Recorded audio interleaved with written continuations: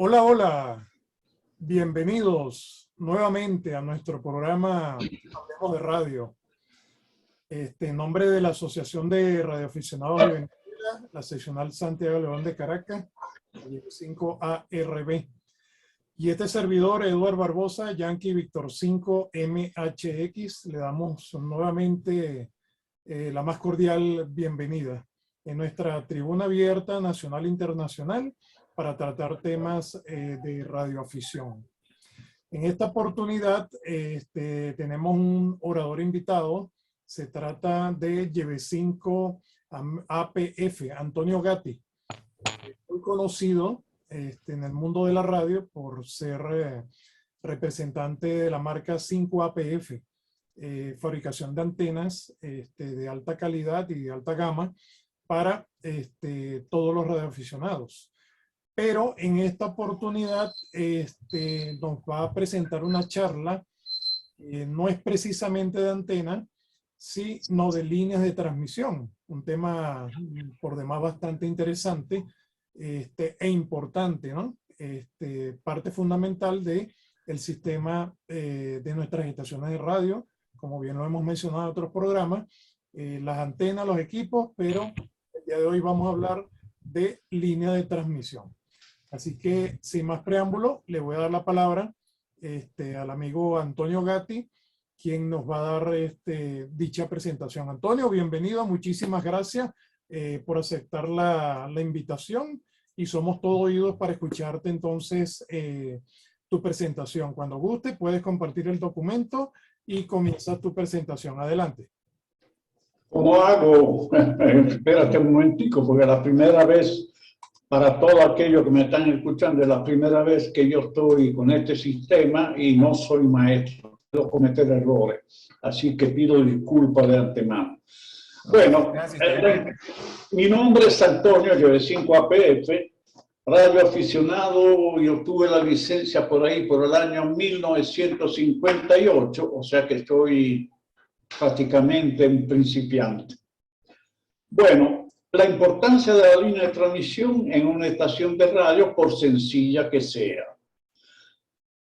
Bueno, yo tuve una experiencia con antena que fue la siguiente. Un colega y amigo montó un sistema en su negocio con un arreglo de 4 dipolos que se nos instalaron unos instaladores. Y el hombre me llama y me dice, mira, los instaladores me dicen que la antena está sorda porque los walkie-talkie hasta la esquina llega y después se pierde por completo la señal. Entonces, los instaladores, claro, dijeron que la antena era sorda. Bueno, entonces, en fin, como era amigo, fui personalmente a ver qué es lo que estaba pasando. Cuando analicé abajo, donde él tenía el equipo, con medidor de estacionaria, tenía 1 a 1. Y no solo 1 a 1, sino el ancho de banda era tremendamente grande. Se me ocurrió medir la línea de transmisión para saber si tenía alguna interrupción. Y me doy cuenta que estaba en cortocircuito. Subí arriba, el conector que habían puesto, o sea, el instalador, estaba en cortocircuito. Claro, eso le ocurre a cualquiera, hace una soldadura y produce un cortocircuito.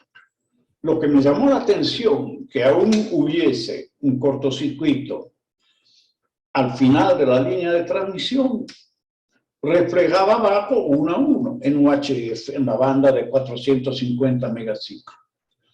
Esa fue, digamos, lo que me llamó la atención. Resolvimos el problema, él llamó a la gente para que les resolviera el problema, en fin.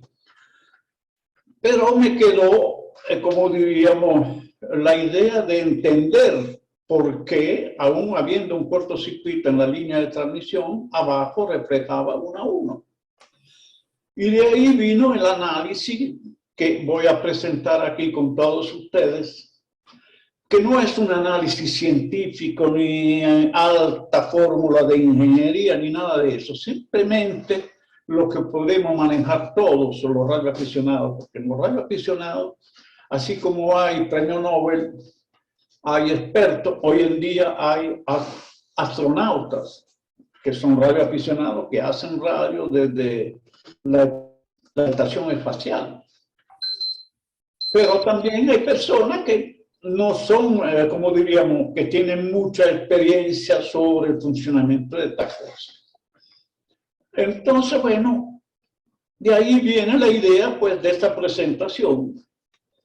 Y sabemos que en toda instalación, por pequeña que sea, hay siempre un transceptor, o sea, un transceiver, una línea de transmisión que suele ser RG8 o R58 o algo parecido, que tiene una impedancia característica de 50 ohms. Y luego la antena propiamente, que generalmente es un dipolo. Así empezamos todo, con un dipolo. Aunque yo empecé con una antena de televisión. Pero bueno, eso es lo que hay. Entonces, bueno, empecé a darme cuenta de lo que estaba pasando. La instalación más sencilla se compone de un receptor transmisor, ya lo hemos dicho, y la característica de la línea de transmisión, de la impedancia de la zona de transmisión suele ser 50 ohmios. Bueno, sabemos también que si un dipolo está instalado correctamente a la altura correcta, presenta una resistencia de radiación de 75 ohmios. Para que haya máxima transferencia de potencia entre el transmisor y la antena,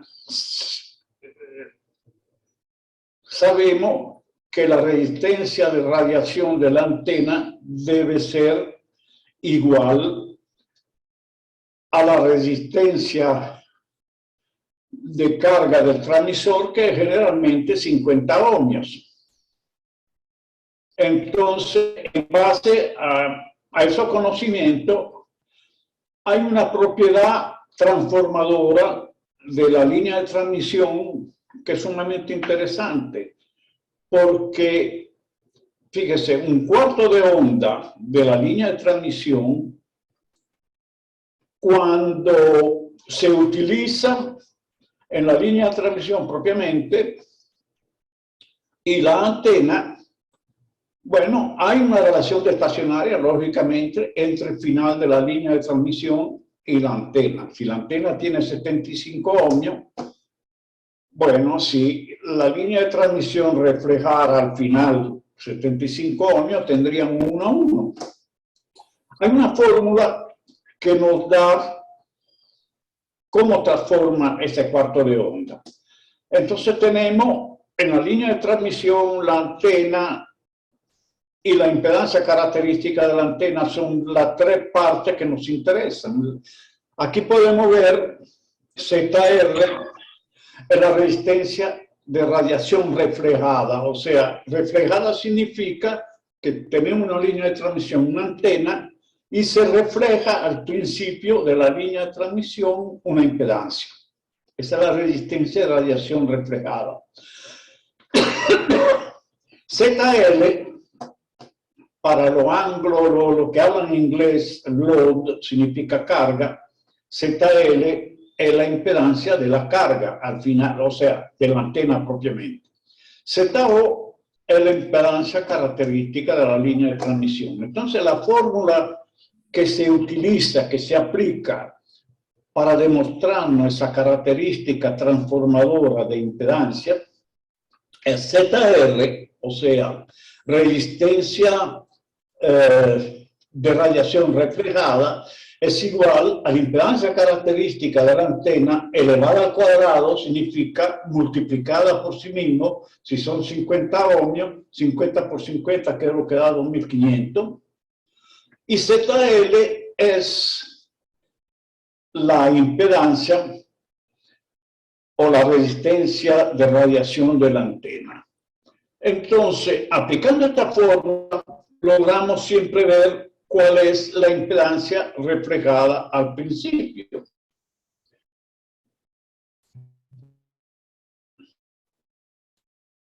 Aquí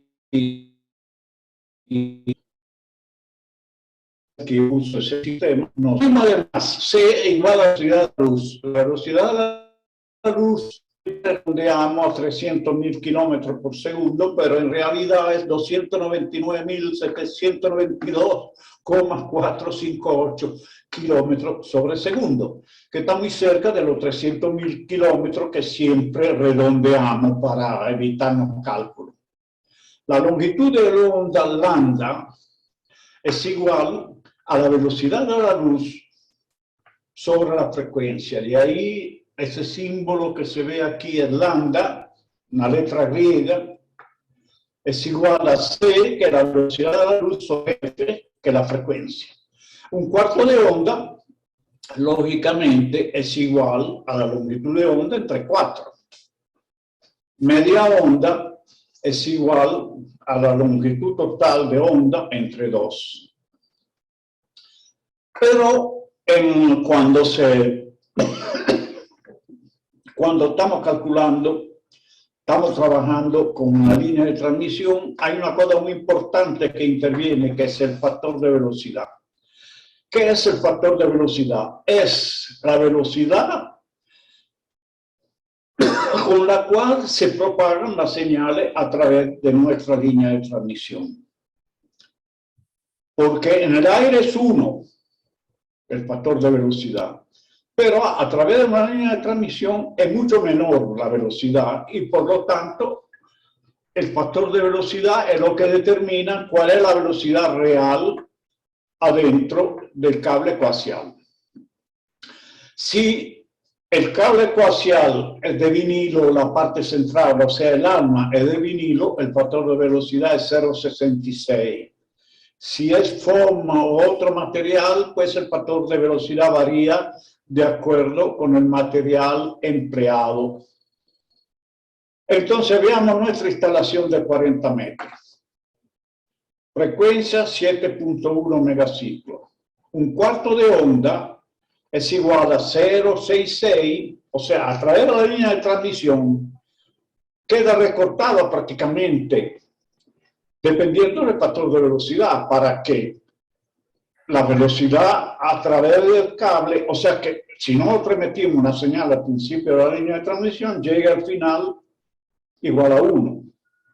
Entonces un cuarto de onda es igual a 0,66, que es el factor de velocidad, la velocidad de la luz entre 4 por la frecuencia y te da el cuarto de onda modificado por el factor de velocidad, que en el caso de 7.1 megaciclos es igual a 6,96 metros. Si aplicamos la ecuación 1, la ecuación que decía que la impedancia reflejada o la resistencia de radiación reflejada al principio de la línea de transmisión es igual a la impedancia característica al cuadrado entre la impedancia de carga, tenemos, fíjese, que entonces, si nosotros conectamos nuestra línea de transmisión a un dipolo y utilizamos un cuarto de onda modificado por el factor de velocidad, nos refleja, en vez de 75, 33.33 ohmios. Fíjese el factor de transformación que tiene ya el cuarto de onda. O sea, que de 75 ohmios nos refleja 33.3. Si además ahora aplicamos otro cuarto de onda, donde prácticamente 33.3 es carga, aplicamos la fórmula, nos vemos que al final nos refleja otra vez 75 ohmios, que es la resistencia de carga del dipolo. ¿Qué significa? 2 cuartos de onda, obtenemos exactamente la misma impedancia o resistencia de radiación del dipolo, o sea, 75. Si usamos un solo cuarto de onda, tenemos 33 ohmios. Si usamos 2 cuartos de onda, lo que tenemos al final, lo tenemos al principio de nuestra línea. Eso se repite por cada múltiplo de 2 cuartos de onda, por cada múltiplo impar. ¿Qué significa eso? que si tenemos un media onda, si tenemos 2 media onda, 4 media onda, 6 media onda, 8 media onda, obtendremos siempre al principio de la línea de transmisión la misma resistencia de carga que tenemos al final. Eso nos hace suponer, si no tomamos en cuenta la pérdida a través del cable coaxial, nos hace suponer que si nosotros tenemos un múltiplo de media onda, tenemos al principio de la línea de transmisión la misma impedancia característica de la línea al final, lo cual sería sumamente interesante. Pero tenemos el problema de la pérdida a través del cable que nos modifican esa cuestión. Efectivamente, hemos visto pues que hay pérdida en los cables. Siempre la han habido y no podemos eliminar la pérdida. Mejorando la calidad del cable, logramos que esa pérdida se reduzca, pero no logramos eliminarla del todo.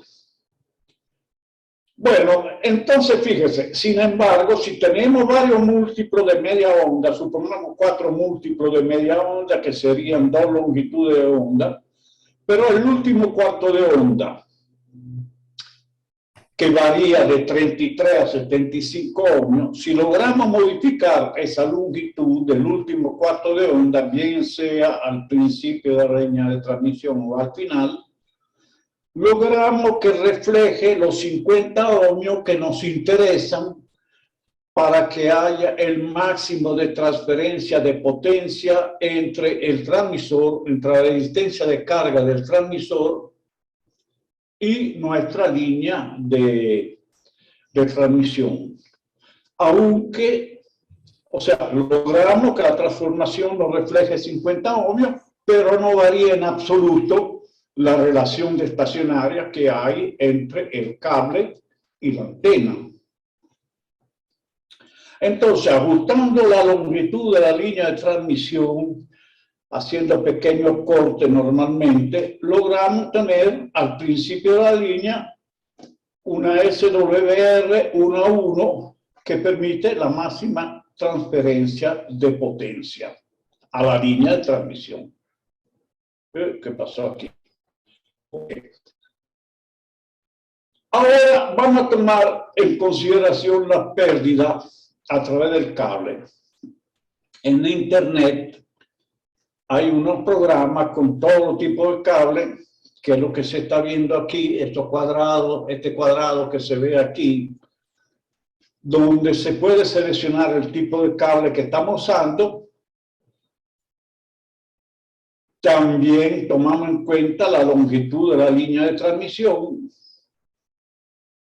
la relación estacionaria que existe entre la antena y la línea de transmisión al final de esta línea. Podemos calcular la pérdida que hay de mientras más alta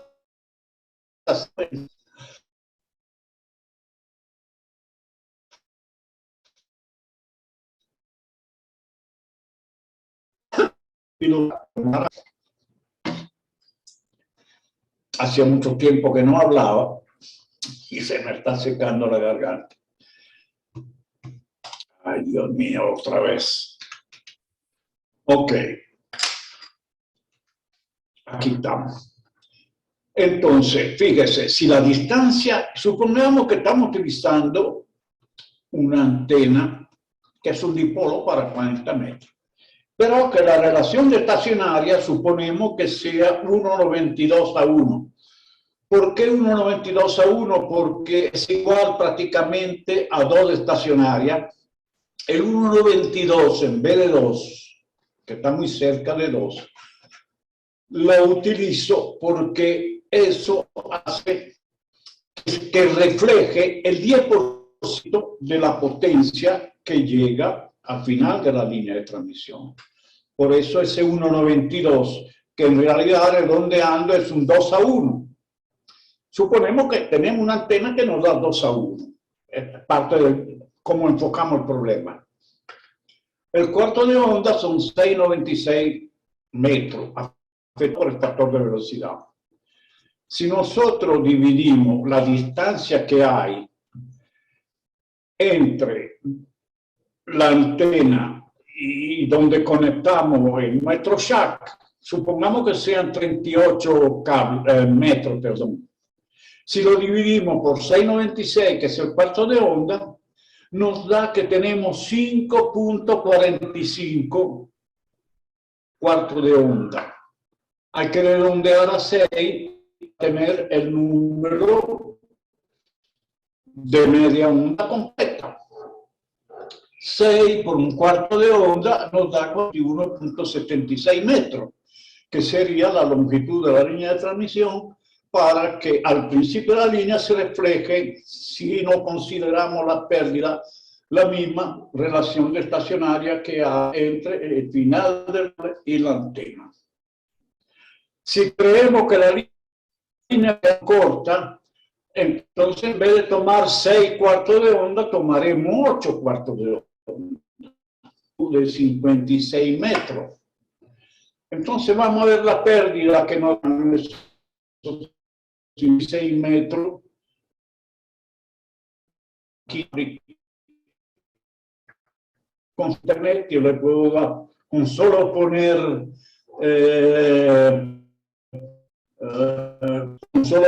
ahí que buscan la fórmula para calcular la pérdida en los cables coaxiales, pues sale este programa. Fíjese, entonces se pone la longitud línea 56 metros. La relación de estacionaria entre la línea de transmisión y la antena, cosa 1, y el power in, o sea, la potencia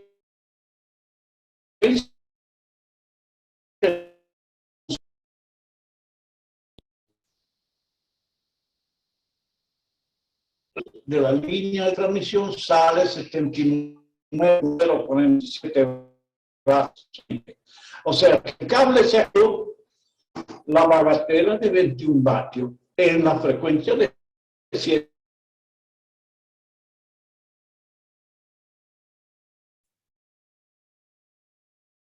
megacientos.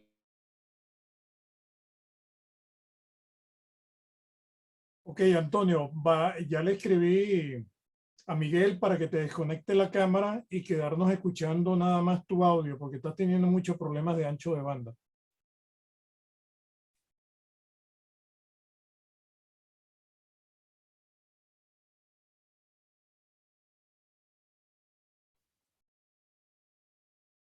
Bueno, lo perdimos. Conexión. Vamos a darle oportunidad para que retorne.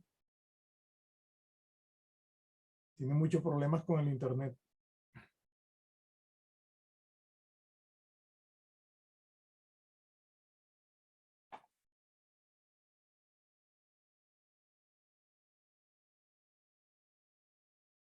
Ahí está conectando de nuevo.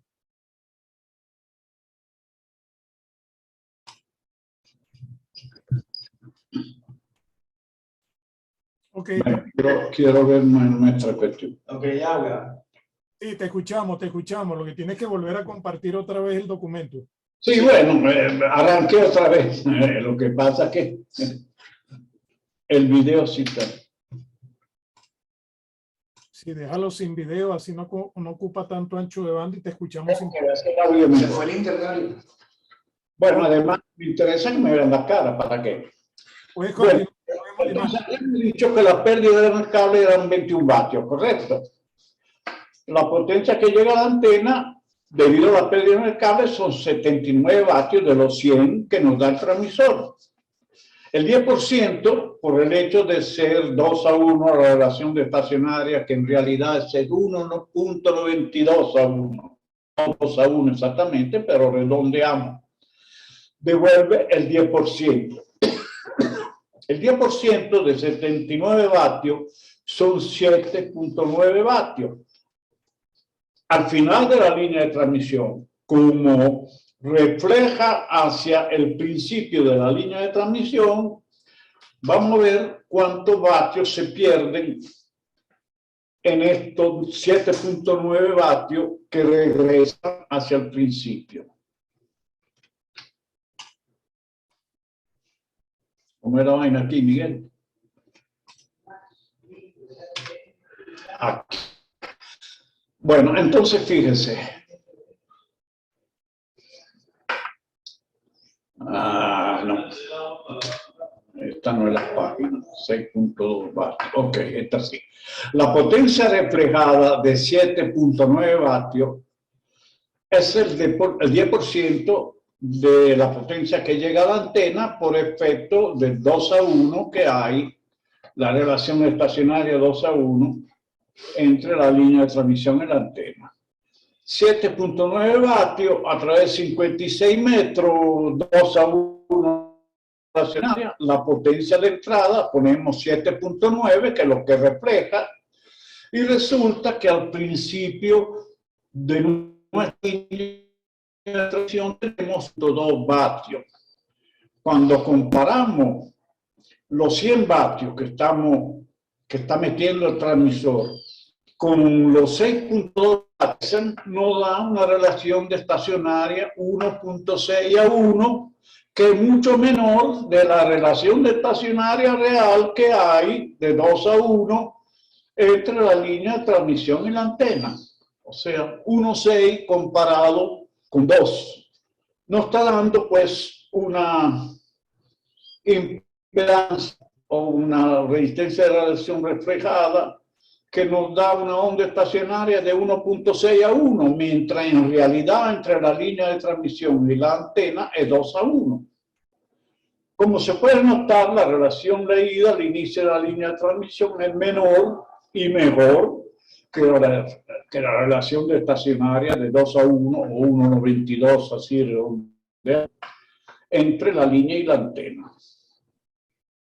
Entonces, lo ideal sería medir la verdadera relación de estacionaria que existe entre la línea de transmisión y la antena, tomando la medida al final de la línea de transmisión. Pero ¿quién se encarga más arriba en la antena para ahí? La mayoría de los radioaficionados no podemos hacer eso. Aunque existen equipos que se ponen al final entre la línea de transmisión y la línea, y la asistente pues realmente, pero bueno, eso todavía los radioaficionados son pocos los que tienen eso. Ahora, espérense que me equivoqué aquí pasando la página. Bueno, entonces fíjense, al aumentar la frecuencia de trabajo, aumentan la pérdida en nuestra línea de transmisión. Entonces, si nos vamos a la banda de 10 metros, que son 5 megaciclos como referencia, y los 56 metros, frecuencia 28.5, sigue la relación de estacionaria entre la línea de transmisión y la antena 2:1. Sigamos metiendo los 100 vatios al principio de la línea de transmisión. Resulta que, Dios mío, ¿cómo es esto? Que se pierden. Ahora la tengo aquí que no logro. Ok, la acabo de quitar. Que la pérdida en el cable en 10 metros son 38. Hasta metiendo 100, el cable se come 38 vatios, que es una barbaridad. Pero eso es lo que pasa. La potencia reflejada, entonces, el 10% de los vatios que llegan a la antena, el 10% de la potencia que llega a la antena. Cuando esa potencia reflejada también a través del cable, que sigue teniendo la misma pérdida, la ponemos, o sea, utilizamos otra vez el programa que nos calcula la pérdida 622 vatios, dice que al inicio de la línea de transmisión es 3.75 vatios lo que regresa. Cuando nosotros comparamos los 100 vatios con 3.75, la relación de estacionaria leída es 1.4 a 1, mucho menor que el 2 a 1 real existente entre la línea de transmisión y la antena. Mucho menor que la relación existente entre la línea de transmisión y la antena. De esa experiencia podemos asumir que recortando por pedacito un cuarto, el último cuarto de onda, podemos lograr una relación de onda estacionaria muy cerca de 1 a 1 entre el transmisor y la línea de transmisión al principio.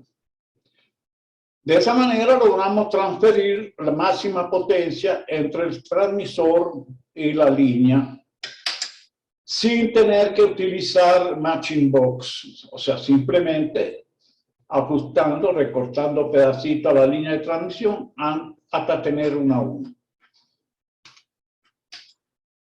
Ahora en UHF y VHF es donde esto se pone, como diríamos, se pone crítico. ¿Por qué? Porque fíjese, si hacemos el mismo cálculo con la misma longitud de la línea, que en este caso estamos utilizando una línea de 41.76 metros, la frecuencia es 435, la relación suponemos que sea 2 a 1, la tomamos como, la tomamos como realidad para poder analizar. Y metemos los 30 vatios de nuestro equipo de UHF. Entonces, fíjese que la potencia final de la línea de transmisión de los 41.76 metros, en vez de 30, es 11.236. Se ha comido, de los 30 vatios, se ha comido 18.76 vatios la pérdida adentro de la línea de transmisión. O sea que las pérdidas son el 62.5% de lo que estamos poniendo, de los 30 vatios que estamos poniendo al principio por nuestro transmisor. Y 1.12 vatios son devueltos a través del coaxial. O sea, al regreso, lo que viene reflejado, al principio de la línea de transmisión, tenemos reflejado 1.12 vatios.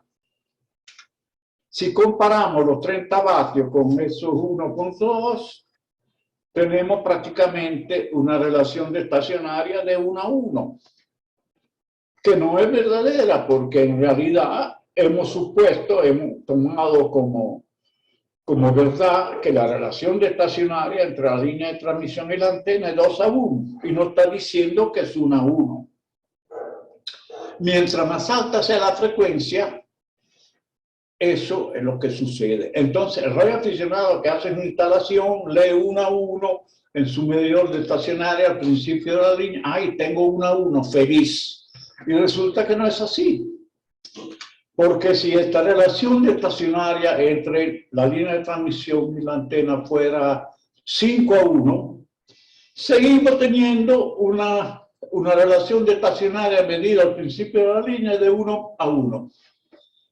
Cosa que no es verdadera. De manera que fíjense lo que pasa con la línea de transmisión y tenemos que tener cuidado, no conformarnos con el 1 a 1 que nos viene si la instalación es de UHF, porque no es verdad.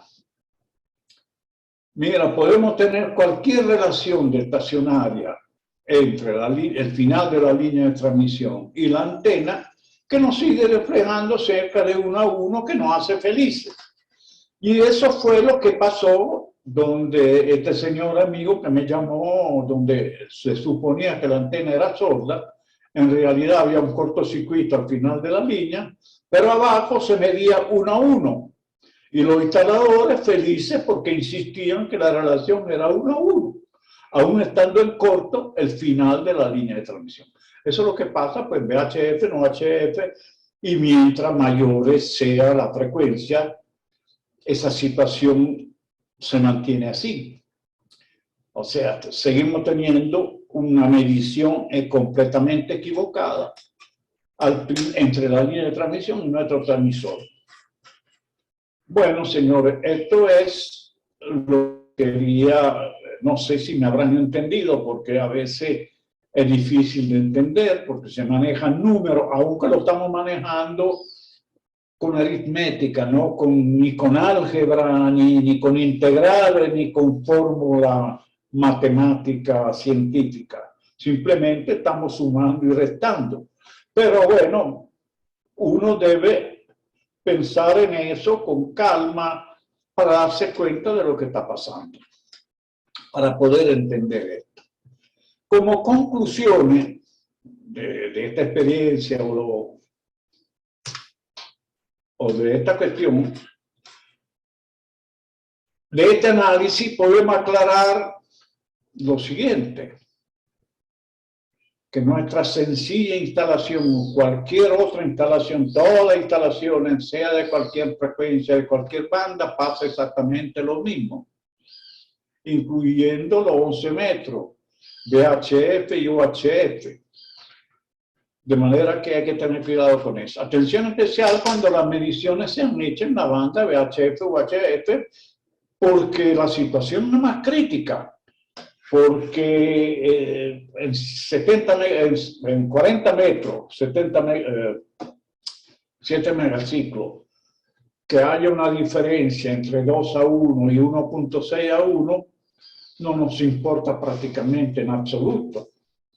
Pero en UHF, cuando tenemos un cortocircuito en la línea y nos refleja 1 a 1, ahí sí es importante, porque no es la antena que es sorda, es el cortocircuito que nos está fregando. Como pasó en aquella oportunidad que yo fui personalmente, como este señor era amigo, quise ayudarlo. Y por casualidad yo me ocurrió medir la línea de transmisión y vi que tenía un cortocircuito. Bueno, en estos casos insistimos que la lectura de la SWR debe ser entre el final de la línea y la transmisión de la antena, si es posible hacerlo. Sugerimos además el uso de cables con menores pérdidas, menor calidad y mínima longitud posible, que es la otra forma, digamos, de que la pérdida en los cables pues no sea tan importante. Ahora, hay una dirección de acceso al programa, pero el programa, mire, con solo poner pérdida en los cables coaxiales en inglés, hay en una cosa que de los radioaficionados, qst.com, hay la fórmula que nos permite, en base a una cantidad enorme de cables coaxiales, que son los que se encuentran en el mercado. Inclusive hay cables como los Heliax.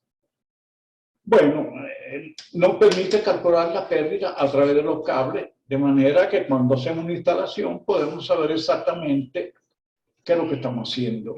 Que normalmente el radioaficionado no le para eso, lo que le importa, vamos a tu antena, monta su cable coaxial y empieza a hacer radio. Pero para tener una instalación bien instalada, valdría la pena analizar todo eso, todas esas cuestiones. Bueno, yo creo que con eso termina pues esta exposición. Espero que me hayan medio entendido, porque, repito, esas son cosas que hay que hacerlas con calma, aunque, repito, no hay fórmula matemática de ingeniería ni científica, sino suma y resta y divisiones, que lo saben hacer todos. Pero bueno, para hacer ese análisis, pues, hay que tener un poco de paciencia y darnos cuenta que sí hay pérdida en la línea de transmisión, por más sencilla que sea la instalación. Eso sería todo. No sé si he sido suficientemente claro, ustedes me dirán. Si quieren hacer preguntas, creo que también pueden hacer preguntas, ¿verdad, Eduardo? Ok, Antonio, felicitaciones y muchísimas gracias por esa presentación. Ya puedes dejar de compartir la pantalla Y bueno, señores, ya pueden abrir sus micrófonos. Vamos ahora a la sección de preguntas y respuestas o las posibles dudas que puedan tener algunos de ustedes, pues adelante para que se la puedan realizar a nuestro expositor.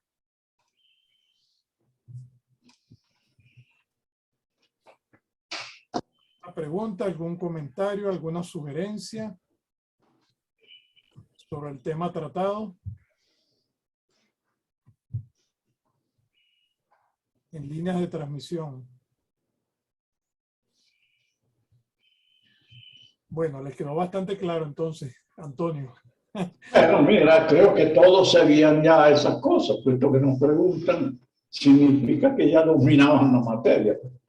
De tal manera, estas son presentaciones para radioaficionados nuevos que están entrando en el mundo de la radioafición, ¿no? Para lo que he visto acá, lo que se ve en la fotografía, son todos muchachos que tienen experiencia. Entonces, todas esas cosas seguramente la conocen ya. Claro. Eso es todo, pues, lo que podía presentar. Espero que me hayan medio entendido, porque, repito, no son cosas que se entienden así fácilmente. Eso son... Una pregunta, Antonio. En el caso, pues yo he escuchado que para cortar el cable coaxial, para que él pueda hacer una lectura, vamos a llamarla fiable, en lo que está arriba en la antena, en lo que está en el transmisor, yo siempre había escuchado que había que hacerlos en cortes de medias ondas. Sí, o sea, tú dices que son cuartos de ondas.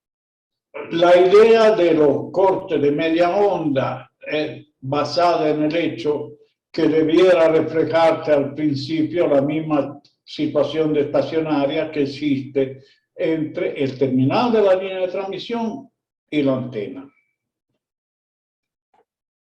Sí, para poder tener una lectura fiable. Sin considerar la pérdida, es así. Ahora, cuando empieza la pérdida, pasa lo que hemos visto que pasa, que si hay un 2-1 refleja el 10% de la potencia que le llega, pero que el cable se ha comido un poco de potencia por pérdida.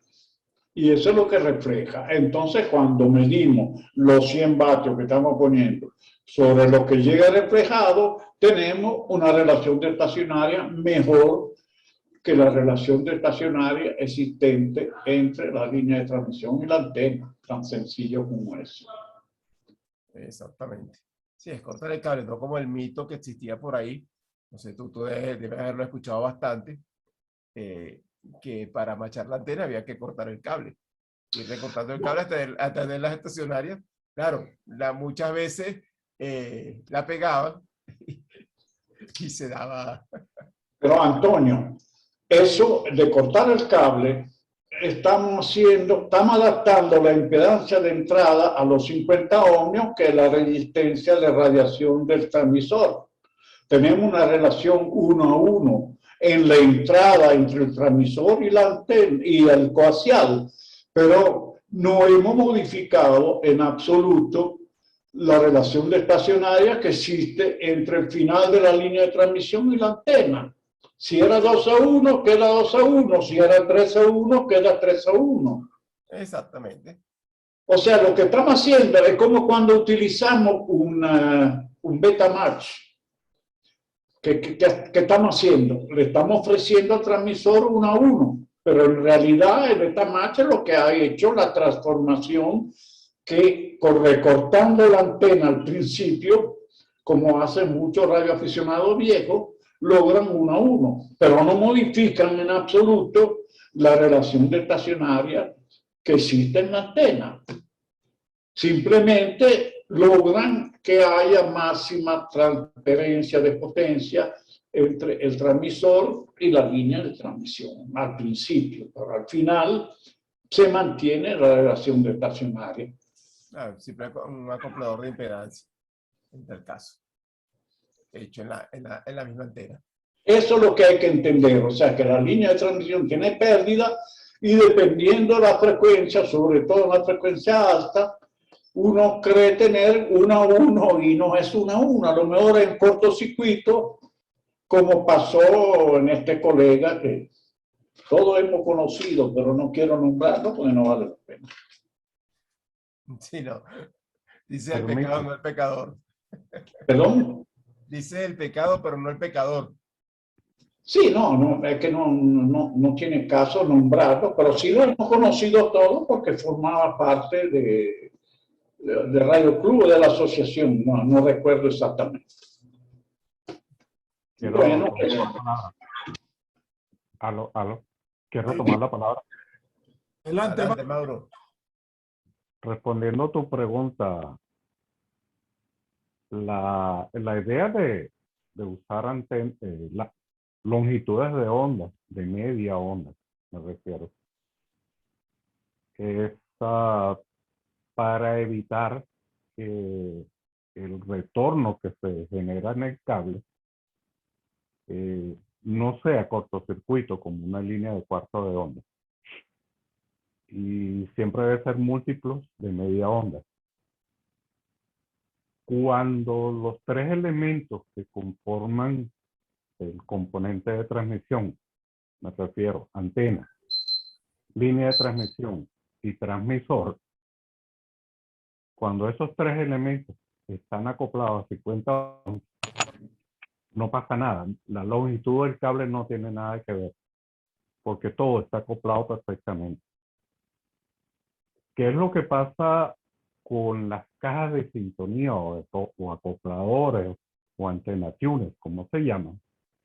Es desbalancear la línea de transmisión que un fabricante la hace adecuada para que el usuario final la acople.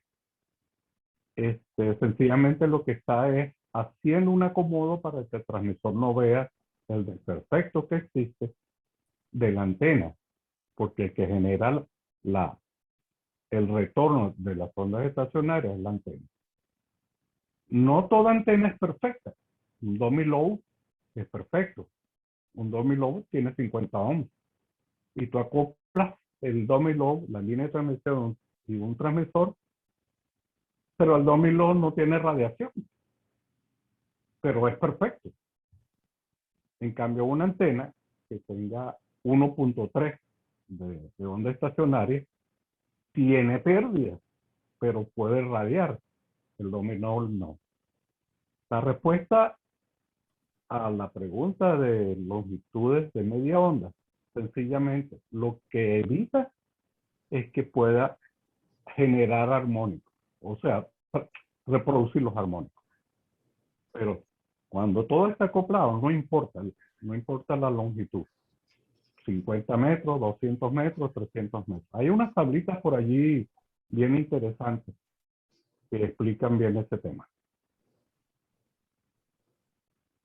Excelente, Mauro. Gracias allí por la aclaratoria de ese detalle en cuanto a línea de transmisión se refiere.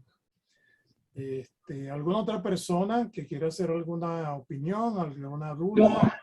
Yo tengo una pregunta para el colega que ha hablado ahora. ¿Qué significa que todo está acoplado? Quisiera saber qué significa eso, que todo está acoplado, entonces la longitud de la línea de transmisión no importa. Sí importa, porque las pérdidas son proporcionales a la longitud de la línea. Bueno, pero en fin, fíjate la manera de nosotros, los radioaficionados, de entender la cosa, ¿no? Todo está acoplado. ¿Qué significa? Yo no sé, no sabría definirlo. Como la palabra lo dice, cuando todo está acoplado es cuando todo está en punto de resonancia. La pérdida, indistintamente, si tú tienes una línea de transmisión de 10 metros y la comparas con una de 100 metros, va a haber pérdida. Va a haber más pérdida en la de 100 metros. Pero la impedancia va a ser 50 ohms. La pérdida no tiene nada que ver con la respuesta de la línea de transmisión. La línea de transmisión es como un tubo de agua. Tú le pones agua al comienzo y cera al final. Pongas un tubo más grueso, uno más fino, al final del tubo lo que vas a tener más presión o menos presión, depende del diámetro. Lo mismo pasa con las líneas de transmisión. Entre más larga la línea de transmisión, más pérdida. Y entre más alta la frecuencia, mucho más pérdida. O sea, cuando hablo de acople es cuando tú no necesitas, o sea, si las fórmulas matemáticas hablan, o la gran mayoría de las fórmulas matemáticas para calcular las antenas, el principio se basa en 75 ohms. ¿Por qué le ponen gamma más, beta más, delta más, todos los acopladores? Es precisamente para ajustar ese elemento que no está acoplado a la línea de transmisión. Entonces se convierte en un elemento perfecto, así como el dummy load. Cuando los tres elementos están cumpliendo su rol de impedancia de 50 ohms, es cuando se llama que está acoplado. Ahí Edwin pidió la palabra. Excelente, Mauro, gracias. Y Antonio, ajá, Edwin, adelante. ¿Quién me llama? Sí, buenos días, muchachos. Buenos días, muchachos. No sé si me escuchan bien. ¿Se escuchan? Sí, escucho perfecto. ¿Quién es el director de Edwin? Mi nombre es Edwin Rivera, Yankee Víctor 5 Eco November.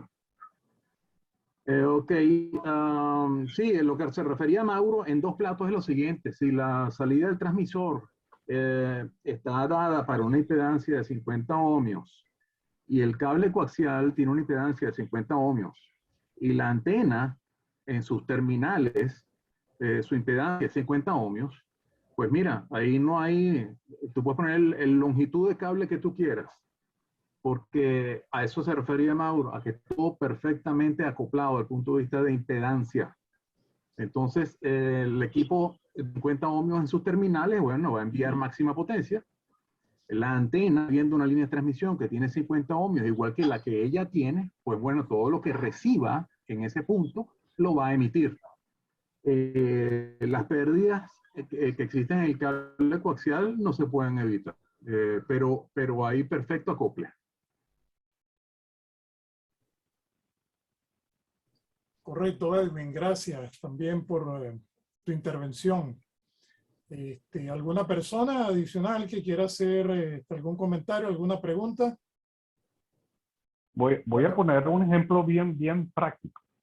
La gran mayoría de los radioaficionados la ha vivido. Cuando tú agarras un transmisor y pones un batímetro en el medio y pones un dummy load, ¿qué longitud de cable tiene? Medio metro, 1 metro, 2 metros. No pasa de allí. Don Carleto. ¿Qué estás midiendo? Todo bien, todo bueno. El dummy load que tiene 50 ohms. Si tú ese mismo cable lo cambias por uno de 100 metros, vas a tener el mismo resultado.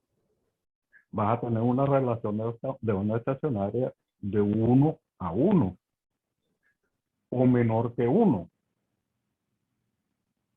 Quiere decir que si tú envías 100 vatios, va a llegar 100 vatios menos la pérdida del cable. Pero la relación estacionaria es igual a la impedancia.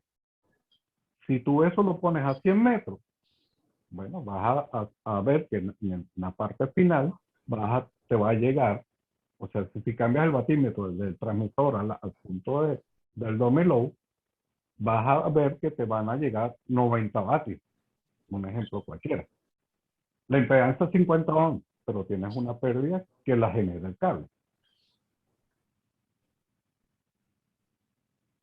Eso es correcto, doctor.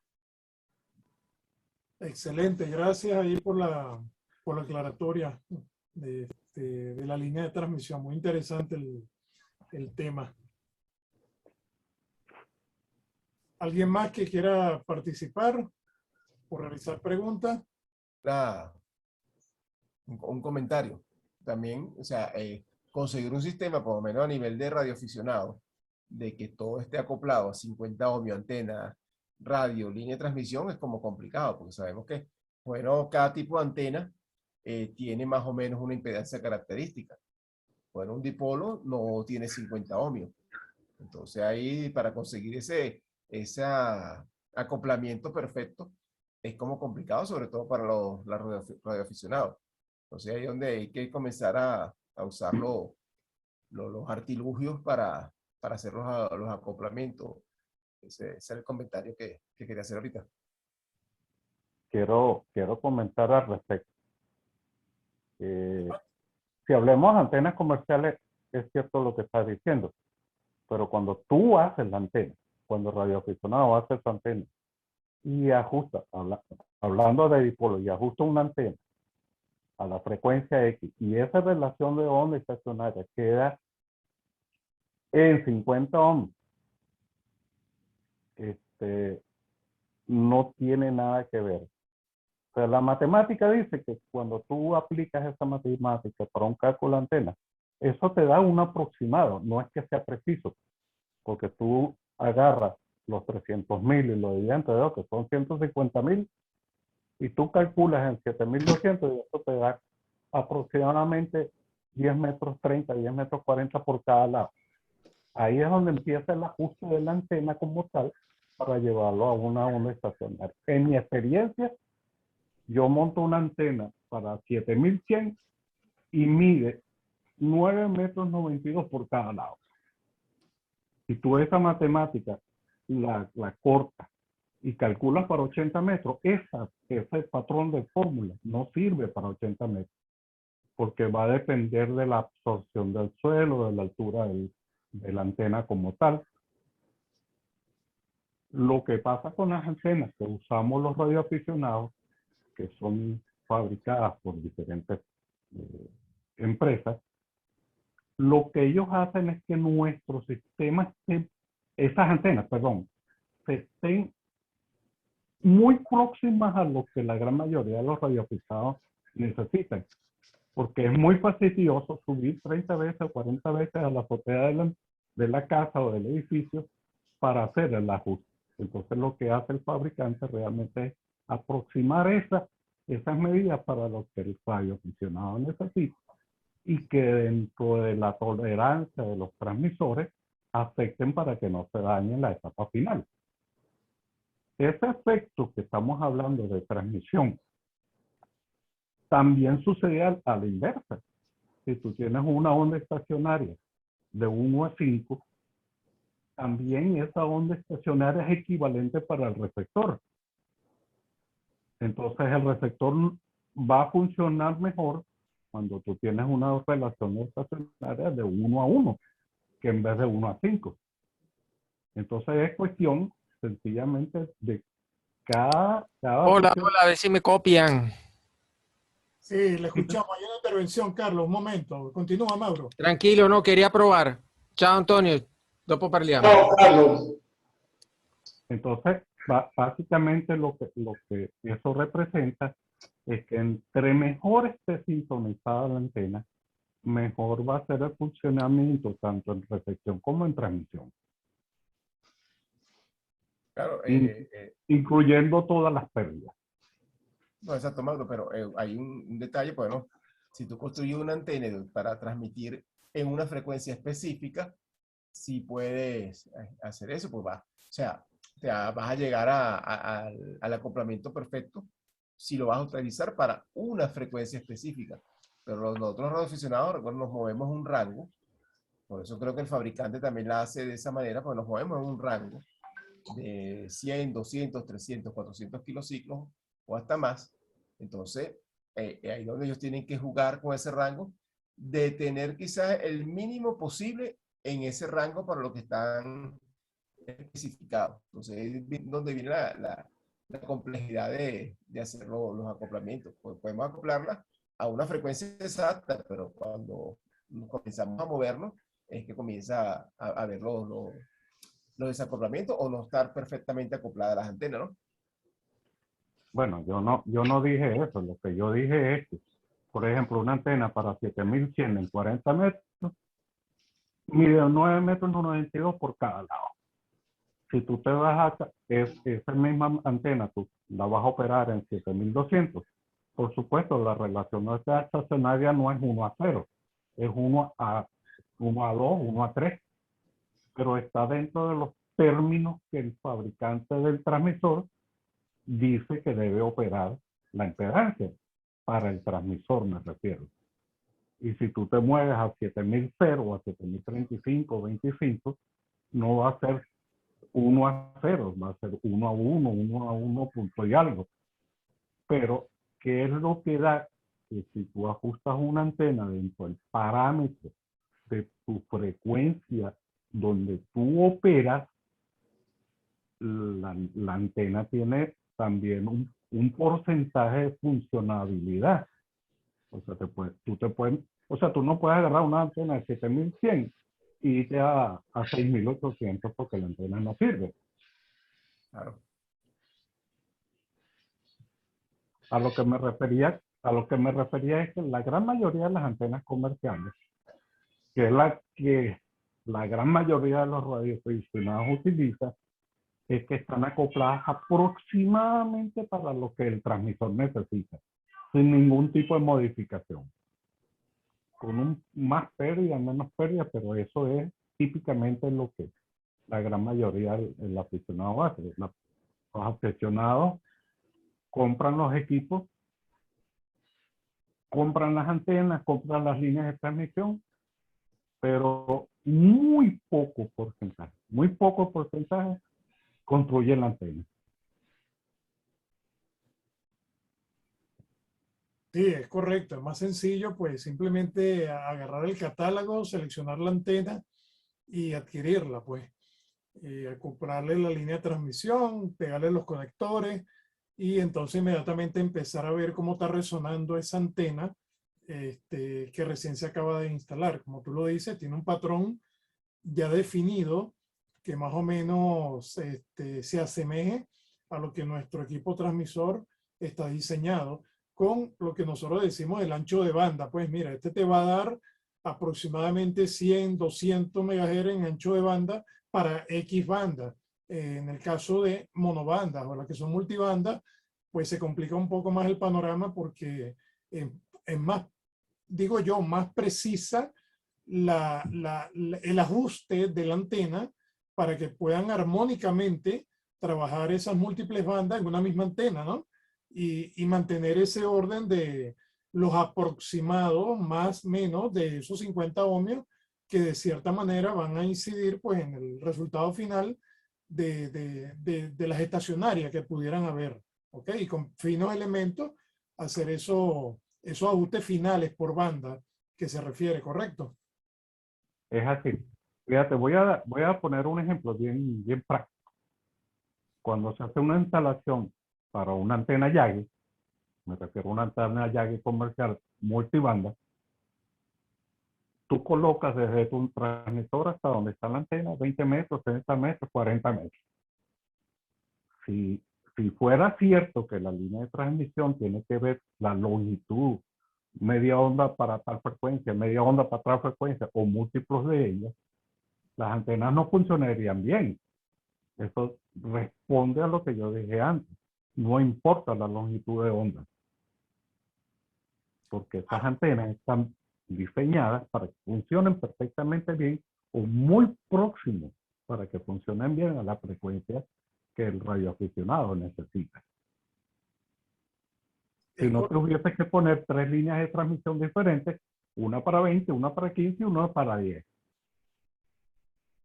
Entonces, eso muy rápidamente responde a que no importa la longitud.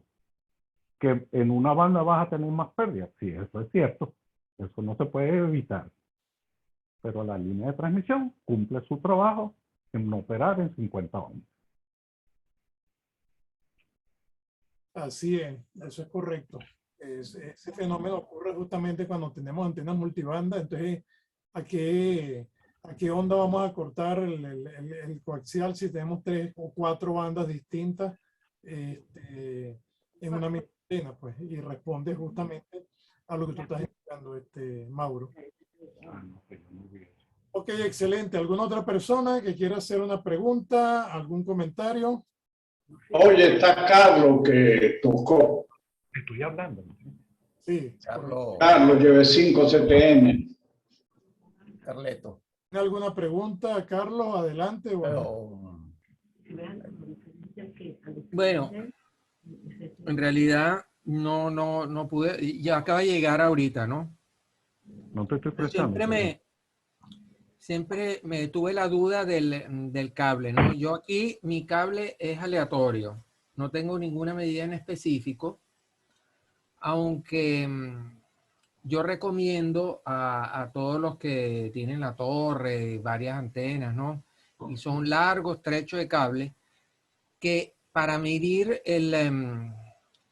las pérdidas de retorno o el SWR, las estacionarias, para medirlas abajo en manera real, que lo corten a múltiplos de media onda, solo para la medición, porque eso te replica la impedancia que tienes en la antena arriba, abajo.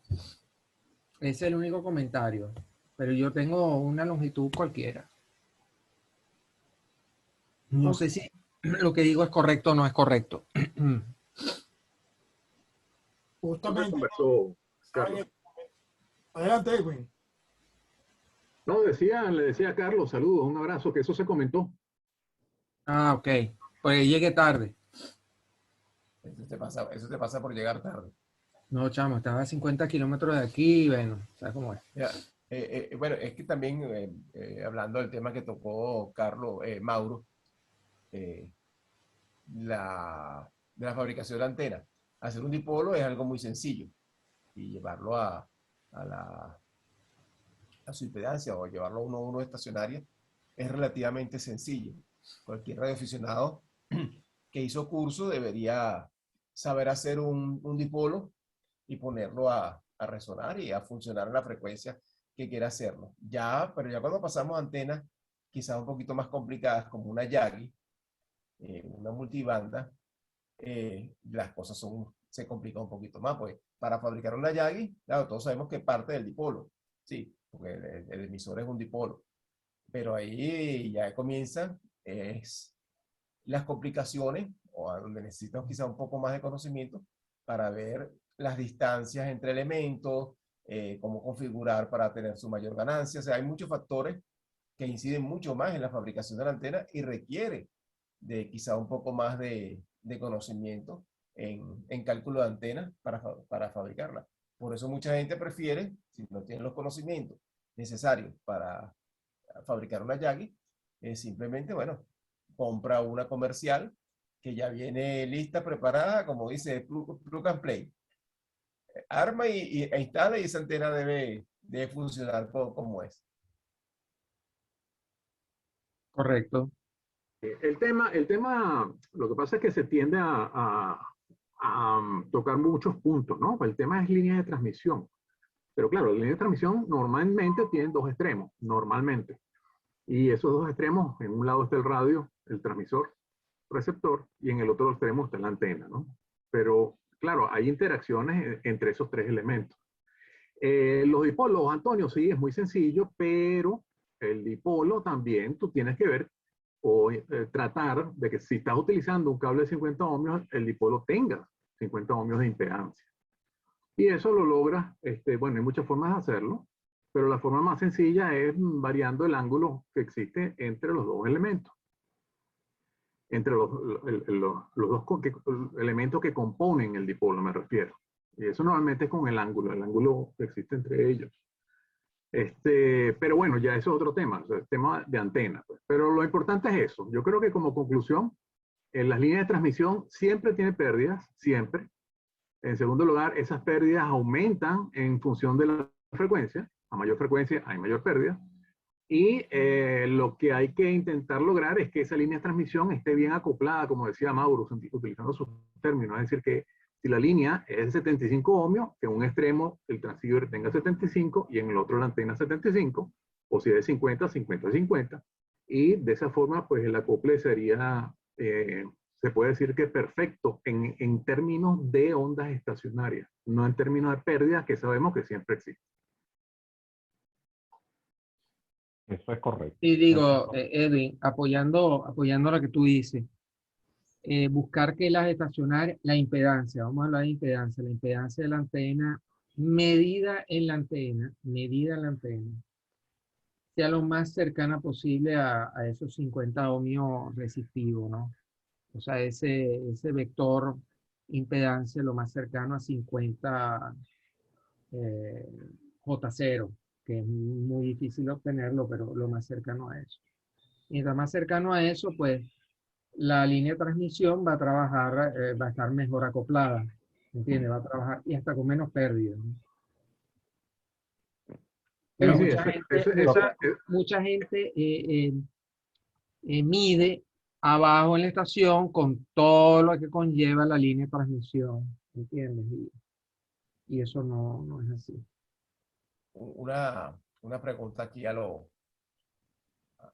todos, bueno, a Mauro, Edwin, Antonio. Ok, estamos hablando siempre de línea de transmisión, pero nos hemos enfocado en una sola línea de transmisión, que es el coaxial. Hemos referido a coaxial. Ajá, ¿qué pasa? Yo monto mis instalaciones, tengo mucho dinero y puedo comprar Elliotts.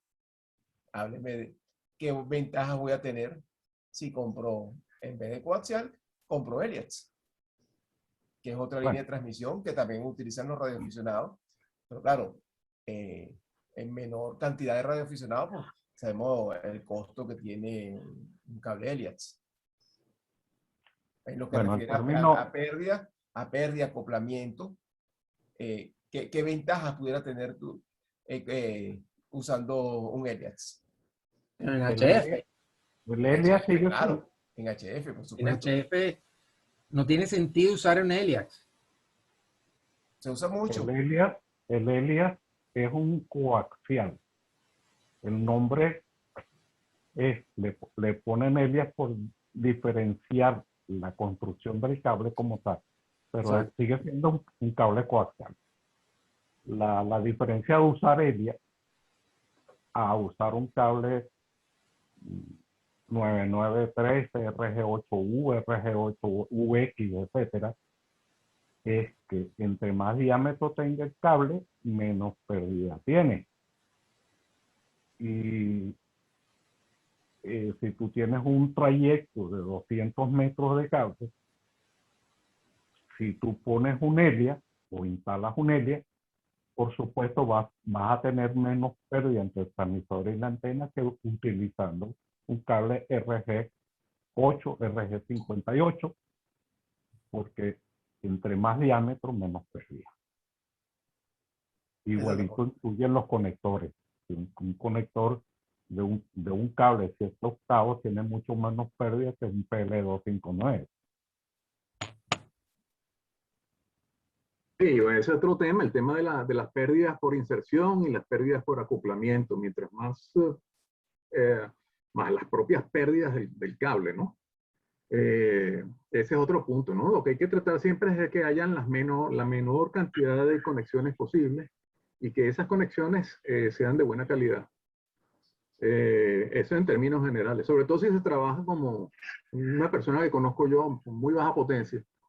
Entonces tratas de ser lo más eficiente posible. O sea, si tu salida del transmisor son 5 vatios máximo, porque está permitido hasta esa potencia, oye, lo que uno quisiera es que por lo menos esos 5 vatios llegaran íntegros a la antena y se propagaran. Pero a veces uno tiene una línea de transmisión de 35, 50, 70, 100 metros, 250 metros, 300 metros, dígame K3LR, o sea, esas estaciones de concurso que son tan envidiadas por los radioaficionados. Oye, esos son la distancia que existe entre las antenas y el transmisor. Estamos hablando de centenas de metros. Entonces, ese es un punto importante a considerar, y ahí las pérdidas no las puedes evitar. Puedes minimizarlas utilizando un cable, una línea de transmisión de muy bajas pérdidas. Pero sí, Carlos, se importa. O sea, se importa. O sea, en esos casos necesitas tener buena línea de transmisión para evitar esas pérdidas justamente. La mayoría de las estaciones estas gigantescas que hay en Europa, Estados Unidos, yo creo que el 90% usa Elliotts, por lo menos hasta llegar a la torre.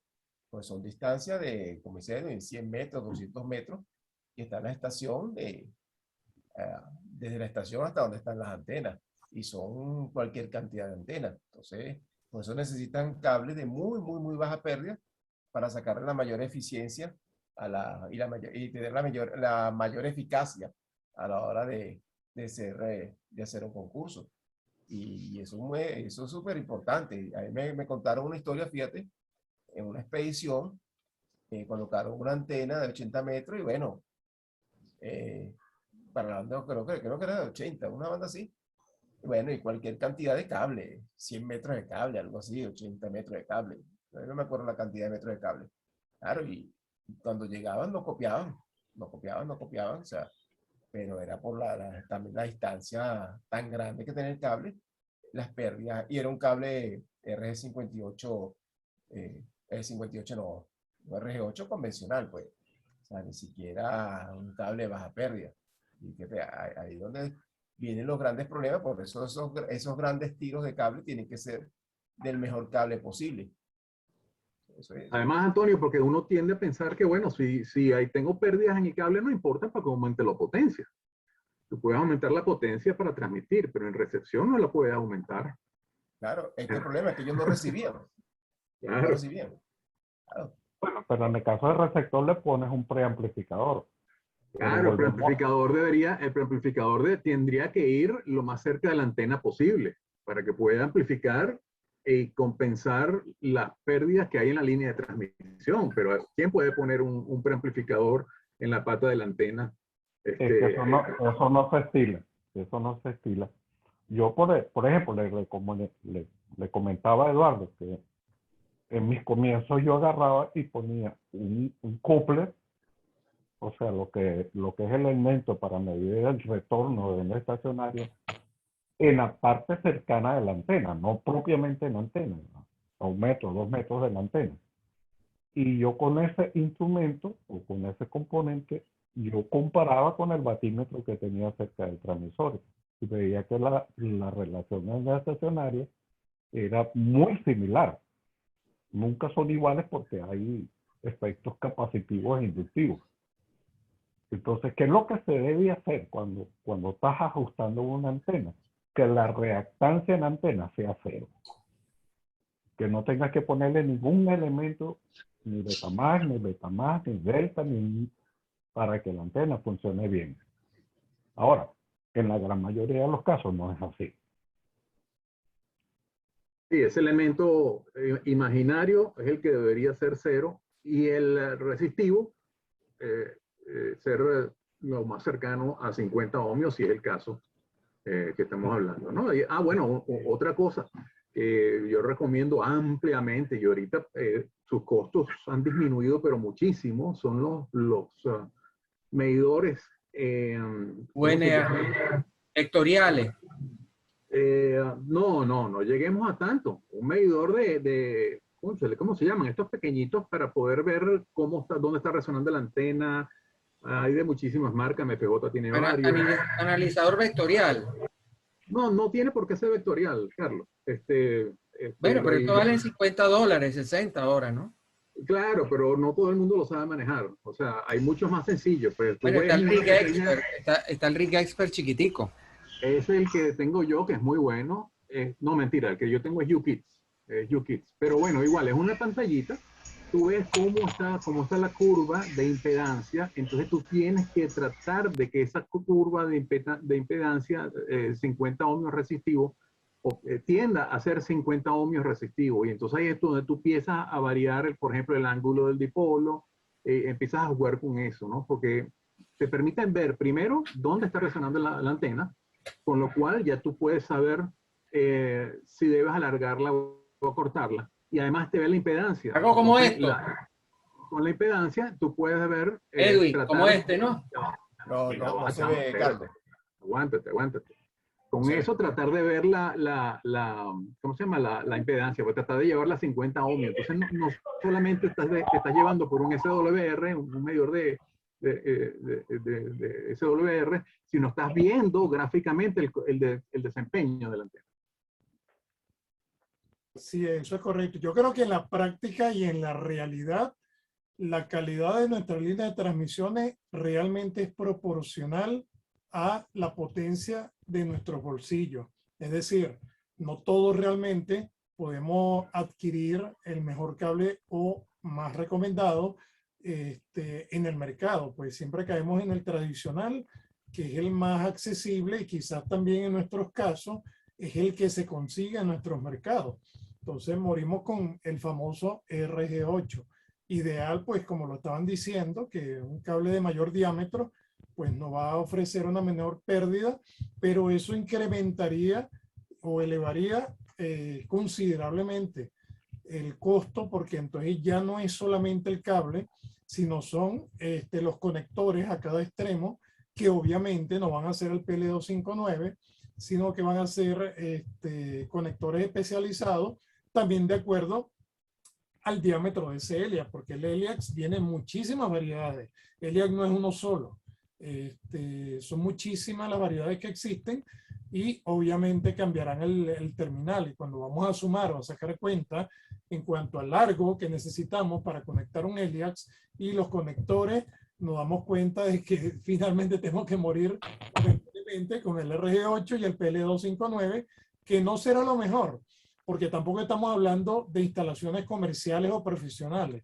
Estamos hablando de instalaciones amateur y tratamos al menos que con esos cables y esos conectores pues consigamos las condiciones más adecuadas y lograr lo que desde un principio se está diciendo, el acoplamiento de esos tres elementos, llámese transmisor, línea de transmisión y antena finalmente para poder disfrutar de esta estación de radio. Ese es el Rookie. Ese muy, yo una vez lo probé y funciona muy bien, ¿oíste? Funciona muy bien.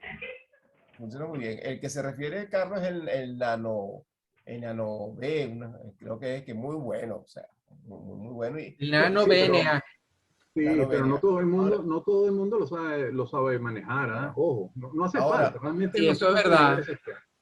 Eso es una verdad. pregunta. Muchos amigos míos han comprado eso y se volvieron locos porque había que calibrarlo en circuito abierto, cortocircuito, el 50 ohmios por cada banda de frecuencia.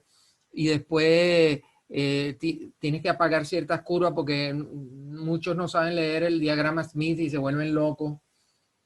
Entonces yo dije, mire, señores, dejen eso a un lado, cómprense cualquiera de esos económicos, como UKIDS, que te muestra solamente las estacionarias y punto, y la impedancia.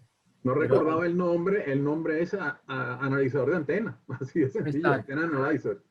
mira, Yo el una que pregunta. yo uso el BNA, pero el que más me gusta para uso práctico es Rig Expert, porque eso lo conectas y realmente no pela Rig Expert, de verdad. Mira, esos analizadores, bueno, el Rig Expert, el Nano BA, el UKIT, cuando está presente en ambiente de mucha RF, no se vuelve loco, como No, los MFJ. no, el MFJ sí, porque nosotros El cuando, por MFJ se ejemplo, vuelve loco cuando cada, hay RF alrededor, se vuelve loco. por ejemplo, cada semana nosotros hacemos aquí aquí en Torino y en la zona norte de Italia, usamos mucho en VHF y UHF en SSB. Y hacemos QSOD en las montañas, en la noche, ¿no? Y hay una zona llena de repetidores, pero full de repetidores, y el MFJ no sirve. No da pie con bola. Ahí el MFJ, en cambio el Rig Expert, el BNA, sí. Oye, Carlos, ¿votó este o no voto? No vale, el 600 es bueno, ese lo tengo para UHF. Ese es excelente. Fíjate, una anécdota rapidísima. Estábamos instalando las antenas de Ramón, allá en su casa, las monobandas, y no me acuerdo qué banda era que no dábamos pie con bola. 40. La de él tiene No era problemas la de de 40, 40. no sé, me acuerdo si era la de 10-15 o la 12-17, pues no dábamos con la antena, medíamos para acá, teníamos un MFJ, dale para allá, emite, saca, pone, levanta, bueno, haciendo hasta brujería casi. Entonces, ¿qué opción nos tocó? Nos llamó, Ramón llama a Antonio, que Antonio fue el que fabricó la antena. Entonces, bueno, Ramón le cuenta qué está pasando. Antonio le da un consejo muy bueno a Ramón, que lo utilizamos ahí mismo inmediatamente. Antonio le dijo a Ramón, saque ese equipito del MFJ y ponga un radio. Ramón se buscó un radio, un 706 que él tenía por ahí, y ahí fue con el radio fue que conseguimos ajustar la antena. Después Antonio fue y se llevó un analizador que él tiene ya profesional, y sí, la antena funcionó. Pero la pudimos machar fue porque utilizamos el radio, porque con el MFJ era imposible, ya que en el edificio del lado de Ramón hay unas torres de telefonía celular, la Movilnet, Digitel, bueno, varias compañías están en una torre al lado, y esa RF que emitían las antenas de telefonía tenían loco el analizador del MFJ. Sí, el MFJ sirve solamente para cosas muy puntuales, antenas portátiles, algo así, antenas de carro. No, eso no sirve. Donde no haya Bueno, ambiente y hoy se habló solamente de cables coaxiales, ¿no? Pero hay líneas de transmisión de 300, 400, 200. Esas líneas de transmisión no se tocaron. O sea, el tema de líneas de transmisión es muy variado. Lo que pasa con la mayoría de los colegas, que nos vamos a lo práctico. Compramos coaxial porque es lo más fácil de instalar.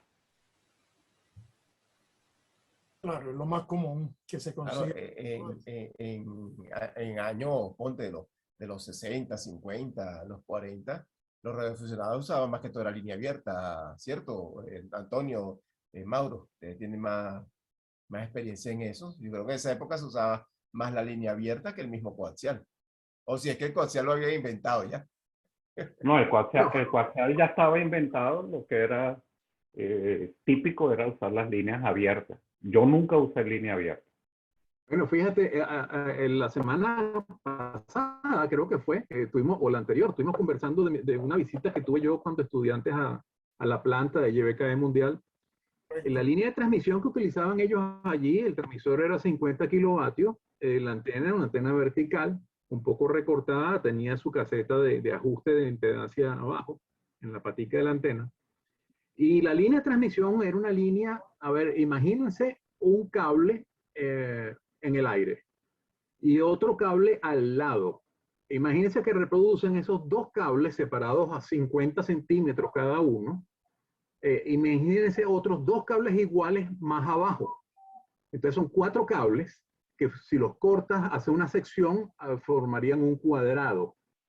Y entonces, por supuesto, aire a todo alrededor. Son 4 hilos. Y en el centro de esos 4 hilos va otro cable, que es lo que llamamos el cable vivo, el conductor por donde, o sea, los 4 laterales eran lo que sería la malla de ese coaxial, y el conductor central es el que va justo en el centro. El que Claro, echando número, esos 4 cables y el central, tomando la distancia, el central a cada uno de los lados, echando número, te da la impedancia. Bueno, exactamente. Ellos entonces, lo calcularon para eso. Esa era la línea de transmisión que había de 50 kilovatios entre el transmisor y la antena. Estamos hablando de unos, quizás unos 25, 30 metros de distancia. Quizás unos 30 metros de distancia. Y entonces, súper eficiente, súper eficiente. Y ahí no hay plástico, ahí no hay dieléctrico, digamos físico. Bueno, físico sí es el aire, pues el aire es el dieléctrico. Y era una línea de transmisión absolutamente óptima, ajustada a ese medio que está allí. Al transmisor por un lado y de la antena o la caseta de la antena tuner en la patica de la antena. Me imagino que las pérdidas mínimas, ¿no? Mínima, o sea, ahí no había pérdida. Eso estaba perfectamente bien calculado. A nosotros nos decían por eso que no deberíamos levantar las manos, que todo el tiempo teníamos que caminar con las manos en los bolsillos, o abajo, o atrás, en la espalda, porque no te das cuenta. Si tú de repente exclamas algo y alzas la mano, pasas muy cerca de esa línea de transmisión, que por cierto estaba a una cuestión de 2 metros de altura. Entonces ahí te podías electrocutar. Fácilmente. Ese es el tipo de línea de transmisión que se usa para alta potencia. 50, 100 kilovatios. O sea, no hay otro coaxial que lo pueda sustituir. Exactamente. Un RG58 de la marca Tandy aguanta todo eso. Bueno, tú pones el RG58 ahí en la tierra puesto sin conectarlo y se funde. Sí. Bueno, y además esa línea de transmisión muy económica, porque ¿qué más económico que eso? O sea, son 5 cables, punto. Claro. El voltaje ahí en esa línea de 50 kilovatios más o menos como 7, 8,000 voltios de RF.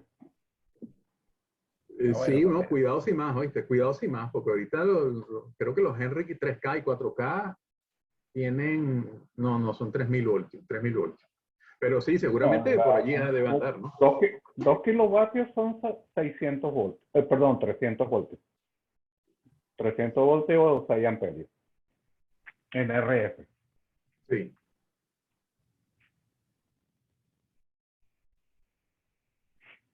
Sí, claro, esas son empresas que necesitan líneas especiales. Y nosotros, bueno, como radioaficionados, sí hay que recordarle a los radioaficionados, sobre todo muchos que cuando están comenzando, que es importantísimo la línea de transmisión y depende de la banda y frecuencia que vas a utilizar. Tienes que ver el tipo de cable y la distancia que está utilizando. Pues muchos agarran de repente un RG58 para HF, funciona, sí va a funcionar, pero no vas a tener las prestaciones que te va a dar un cable adecuado para lo que tú estás utilizando.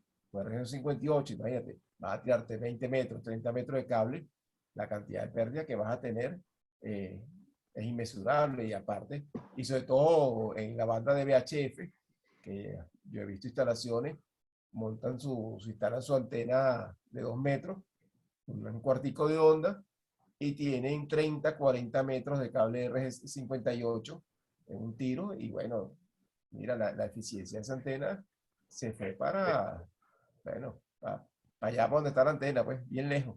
Ese colega no hizo el curso. Sí, otra cosa que me acordé ahora fue en mi época que me inicié como radioaficionado en el año 78.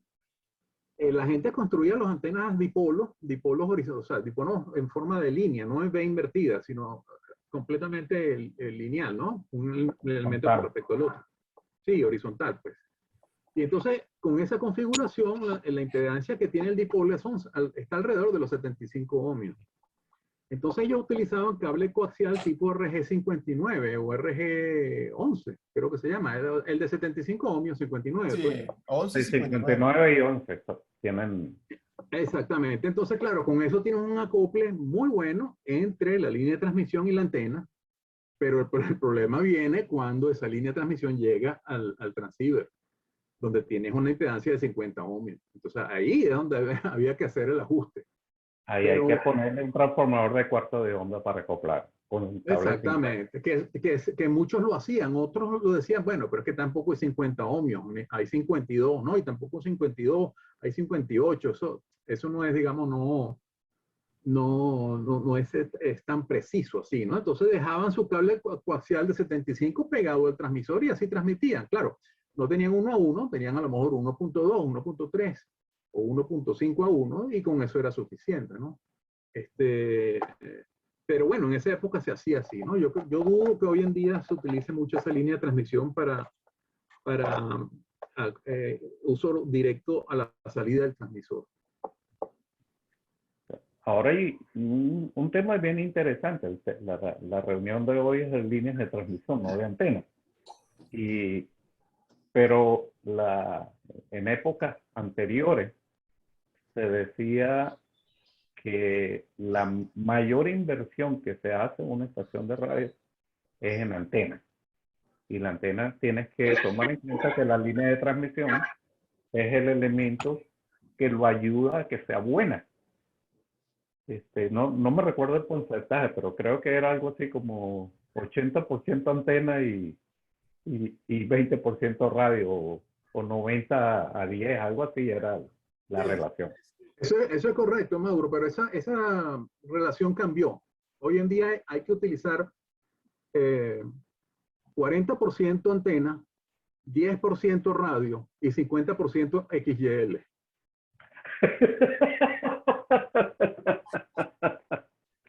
La fórmula tuvo sus variaciones a lo largo del tiempo. Bueno, Mira, tú tienes una gran ventaja porque todo lo que tienes en tu casa está a tu favor. Mira, Así- otra cosa de, lo- de los cables coaxiales, que me acuerdo que Reinaldo de 5AM o MH, él lo decía mucho, es el deterioro con el tiempo del cable coaxial. Que él decía que cada cierto tiempo, cada cantidad de años, es bueno cambiar el cable coaxial. Por el cable se va deteriorando con el tiempo. Él decía que el cable, una vez que sale de la fábrica, comienza su deterioro. Entonces, él decía que había que cada cierto tiempo cambiar el cable coaxial. Entonces, A imagínate. veces un poco antes, Antonio, a veces antes de salir de fábrica ya se ha deteriorado la línea de transmisión. Eso no sé, yo llegué unos minutos tarde, no sé si se habló, pero sí, la línea de transmisión se degrada con el tiempo, con la humedad, con la temperatura. Hay muchos factores. Es correcto. Y va Los, cambiando. los rayos UV. Y los dobleces, ojo, los dobleces. O sea, porque la impedancia del cable cambia si tú alteras la distancia que hay entre la malla y el vivo. Si alteras, por ejemplo, la calidad del dieléctrico, si se fisura, si se comprime. O sea, hay muchos, también depende de la frecuencia, ¿no? Por supuesto. Pero hay que tener mucho cuidado con el trato y los dobleces, las curvas, los radios de curvatura de la línea de transmisión. Entonces, ahí hago la pregunta. ¿Cada cuántos tiempo, cada cuántos años sería recomendable cambiar el cable coaxial? En mi caso es cada 100 años, pero eh, lo recomendable que sería cambiar, cada cuánto cambiar un cable coaxial. Eso depende también si están a la intemperie, si están protegidos, si están expuestos a otro tipo de agentes externos. O sea, es muy variable la conexión. Lo que yo he oído es como aproximadamente 10 años. Cada 10 años hay que cambiarlo. No, mira, yo te digo una cosa. Si funciona, déjalo. O sea, si tú ves un cable que mantiene su desempeño durante el tiempo, ¿para qué lo vas a cambiar? O sea, Claro. si tienes plata, cambias hasta la casa, si quieres. Pero, a ver, si tú ves que no hay una disminución de su desempeño, si tú ves que no hay un deterioro desde el punto de vista eléctrico, ¿ok? O sea, que se desempeña perfectamente bien, no, déjalo. Correcto, estoy de acuerdo. Ahorita salieron los coaxiales de color blanco para reflejar la luz solar y evitar tener problemas. No, exacto. No, yo hago la pregunta para... No tienes que gastar más dinero en coaxial. Aparte que somos una estación de aficionados, como dice Edwin, no se ve un real cambio de las condiciones de operación y la calidad, pues era, no hay necesidad. Ahora, si tú ves a ver esto, notar cambios, cuanto a características, impedancia, potencia, bueno, revisión del torneo físico. No se te entiende, Eduardo. No se te entiende. Se degradó el enlace. No se te entiende lo que estás diciendo. Ahora me copian. Ahora sí. Ahora sí. Okay. Ay, que ahorita hubo un bajón eléctrico fuerte, me quedé fuera del aire y volví otra vez. Como cosa rara, ¿no? Pero, Aquí hay 100 voltios nada más. bueno, señores, vamos a aprovechar entonces, vamos a pasar al Open Bar. Vamos a finalizar esta etapa del programa, la grabación, y pasamos a la nueva etapa, ¿ok? Así que en nombre de la Asociación de Radioaficionados de Venezuela,